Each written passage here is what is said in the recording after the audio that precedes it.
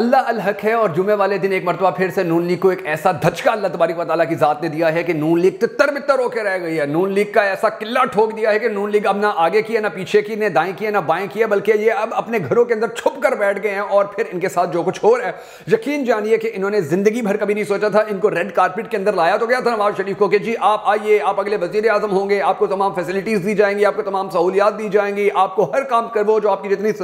सिफारिशें हैं वो सारी मंजूर की जाएंगी, आपकी जितनी ख्वाहिशात हैं वो सारी, आपकी जितनी शराइत हैं वो सारी मंजूर की जाएंगी, आप आइए तो सही। अब नवाज शरीफ जब आ गया है तो वो ऐसा फंसा है कि अब वो वापस भी नहीं जा सकता, अब वो यहां मुल्क में रहकर इलेक्शन भी नहीं लड़ सकता और ना ही उसका कोई साथ दे रहा है, ना ही उसके साथ कोई खड़ा हो रहा है। यानी कि अब ये बिल्कुल तितर बितर हो चुका है नवाज शरीफ के खेल खत्म, गेम खत्म, ठप, गुड बाय बाय, अब हर चीज नवाज शरीफ के बारे में हो चुकी है। क्योंकि सबसे बड़ी खबर सामने आई है, कुछ खबरें हैं आज के इस वीडियो के अंदर, बड़ी दिलचस्प खबरें हैं जो मैं आपको बताने जा रहा हूं कि नवाज शरीफ के साथ जुम्मे वाले दिन कितने बड़े बड़े धोखे हो गए हैं, कितने बड़े बड़े इसको फ्रॉड मिल गए हैं, कितने बड़े बड़े इसकी उम्मीदों पे पानी फिर गया है। दो तीन खबरें बड़ी दिलचस्प आई हैं, आपने ये वीडियो आखिर तक देखनी है, जिनके अंदर सबसे बड़ी जो अहम तरीन खबर है वो मैं आपको बताता हूं कि नवाज शरीफ के साथ एक बड़ी ही पाकिस्तान के टाइकॉन ने, बिजनेस टाइकॉन ने, बहुत अमीर बड़े पुरअसर शख्स ने वादा किया था कि जब भी कहोगे नवाज शरीफ के साथ मिलकर इमरान खान के खिलाफ गवाही दे दूंगा, जब भी कहोगे नवाज शरीफ के कहने के ऊपर इमरान खान के खिलाफ ऐसी प्रेस कॉन्फ्रेंस करूंगा, ऐसा बयान दूंगा, ऐसा इंटरव्यू दूंगा कि इमरान खान की चीखें निकल जाएंगे और पूरी दुनिया, पाकिस्तान की सारी आवाम उससे नफरत करना शुरू हो जाएगी। अच्छा, फिर वो अब मुकर गया। जब टाइम आया कि जी आइए इंटरव्यू दीजिए, आइए प्रेस कॉन्फ्रेंस कीजिए, वो मुकर गया। उसने साफ इंकार कर दिया। उसने कहा जी मैं तो भाई बिजनेसमैन बंदा हूं, कल इमरान खान दोबारा वजीर आजम बन गया, मेरी तो मंजी ठोक देगा, तो मैं ये तुम्हारे साथ मिलकर ये झूठ नहीं बोल सकता, तुम्हारे साथ ये फ्रॉड नहीं कर सकता कि जो फ्रॉड करवाना तुम मुझसे चाह रहे हो। उसके बाद क्या हुआ? उसके बाद पाकिस्तान के दो बड़े मशहूर एंकर स्पेशल जहाज के अंदर बैठकर दुबई गए, उसको जाकर मनाने की कोशिश करते रहे और उसको ब्लैकमेल करने की कोशिश करते रहे, दबाव मिलाने की कोशिश करते कि भाईजान नहीं मानोगे तो ये देखो तुम्हारे लिए एक और भी तोहफा आया पड़ा, एक और केस भी ऊपर करप्शन का बना पड़ा है, नहीं आओगे तो फिर तुम्हारी ये मंजी ठोक के रख देंगे। उसके बाद क्या सिचुएशन हुई है वो भी मैं आपको बताता हूं। फिर जो अगली बात है नाज़रीन ग्रामी, वो ये है कि अभी तक, यानी कि अब एक और ये बहुत बड़ी ब्रेकिंग न्यूज़ है कि चार बड़े लोग जो थे, जो इमरान खान के साथ बड़े ज़्यादा क्लोज थे, जो इमरान खान की बैकबोन समझे जाते थे, इनमें से कुछ लोग अब उनको इंटरव्यूज ऑफर किए गए हैं कि आप अरबों रुपया लेना चाहें, करोड़ों रुपया लेना चाहें, आप अपने केसेस माफ करवाना चाहें, आप अदालतों से बरी होना चाहें, आप जो ख्वाहिश करेंगे आप मुंह से निकालेंगे फौरन पूरी हो जाएगी। इंटरव्यूज दे दो इमरान खान के खिलाफ, इमरान खान के खिलाफ बोल दो, इमरान खान के खिलाफ बयानात दे दो, इमरान खान को रुस्वा कर दो, उसके कैरेक्टर असैसिनेशन कर दो, आप जो कहेंगे हम करेंगे। क्योंकि पिछले दिनों तो आपने देखा है कि ये जो जाली इंटरव्यूज आते रहे हैं कि जिस तरह से इंटरव्यू एकदम किसी सहाफी के घर में हो जाता था, किसी एक डॉन न्यूज के ऊपर आकर बैठ जाते थे, सहाफी पता नहीं कहां से आ जाता था, वो उसको अगवा किया होता था, एकदम सामने आ जाता था, इंटरव्यू देता था, फिर गायब हो जाता था। तो ये जो चूरन नून लीग बेचना चाह रही थी, पीडीएम हुकूमत बेचना चाह रही थी, ये तो हो गया नाकाम। तो अब इन चार लोगों को उन्होंने कहा कि जी आप आइए, और ये बड़े अहम और बड़े कीमती लोग हैं इमरान खान के लिए, कोई ये ना समझे कि ये कोई छोटे लोग हैं, कोई ये ना समझे कि ये कोई मामूली लोग हैं, ये बड़े अहम लोग थे। इमरान खान ने इनको बड़ी वैल्यू दी थी, इमरान खान की जिंदगी के अंदर इनका बड़ा ज्यादा पार्टिसिपेशन थी, इमरान खान इनको बड़ा चाहते हैं, बड़ा प्यार करते हैं। तो अब उन लोगों को राजी किया जा रहा है, उनको ऑफर की जा रही है कि आप जो मुंह से निकालेंगे आपको दिया जाएगा, आप इंटरव्यू के ऊपर राजी हो जाए। अब इन चार में से एक राजी होता नजर आ रहा है, तीन ने साफ इंकार कर दिया। तीन ने कहा जी हमें कोई जरूरत नहीं है, हमें मार डालो, काट डालो, हमें मुल्क बदर कर दो, हमारे बच्चों को उठा लो, हमारी कैरेक्टर असैसिनेशन कर दो, हम पीछे नहीं हटेंगे। हम कल भी खान के साथ खड़े थे, आज भी खान के साथ खड़े हैं। तो ये जो दोनों खबरें हैं ये बड़ी दिलचस्प है।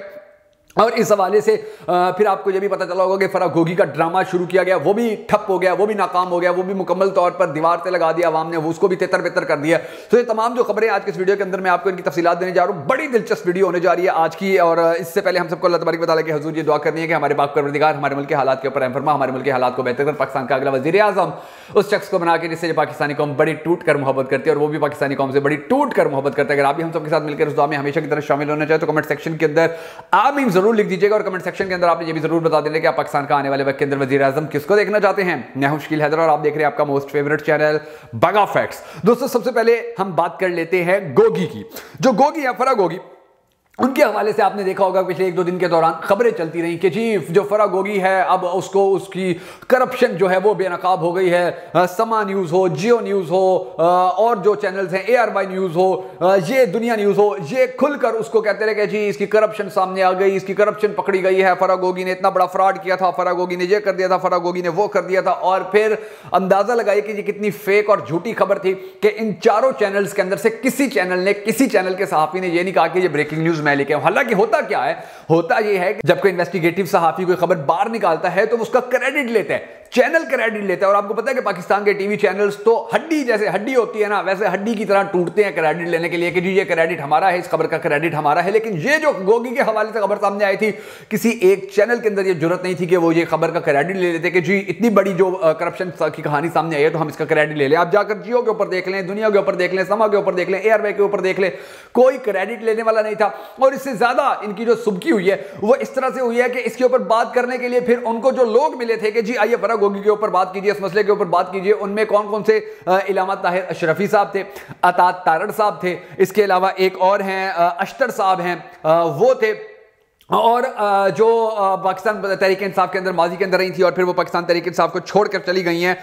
खातून है एक, फिर वो भी इसके ऊपर बात करती रही और वो भी कहती रही कि जी ये तो बड़ा गलत हो गया है, इस तरह तो नहीं होना चाहिए था। यानी कि ये वो लोग हैं कि जिन लोगों को बुलाकर बात की जाती रही फराह गोगी के मामले के ऊपर, और फराह गोगी को अब प्रेशराइज किया जा रहा है, दबाया जा रहा है, उसको कहा जा रहा है कि आपके ऊपर और मुकदमात बना दिए जाएंगे अगर आप इमरान खान के खिलाफ इंटरव्यू नहीं देती हैं। एक तो हो गई ये खातून के जिनको कहा जा रहा है कि इमरान खान के खिलाफ इंटरव्यू दो, इमरान खान के खिलाफ बोलो, इमरान खान के खिलाफ बात करो। मुस्तफा खोकर भी था, ये मुस्तफा कमाल जो कराची वाला, अब उसका फराह गोगी से क्या ताल्लुक है, उसको भी टीवी के अंदर घुसा लिया, उसको भी चैनल पे बिठा लिया। जी आप बताइए फराह गोगी ने जो है वो करप्शन किया, आप बताइए उसने जो 2 नंबरी की है। तो अब ये आप अंदाजा लगा लीजिए कि इनका कैलिबर क्या है, झूठ बोलना में इनको ढंग से नहीं आता। अच्छा,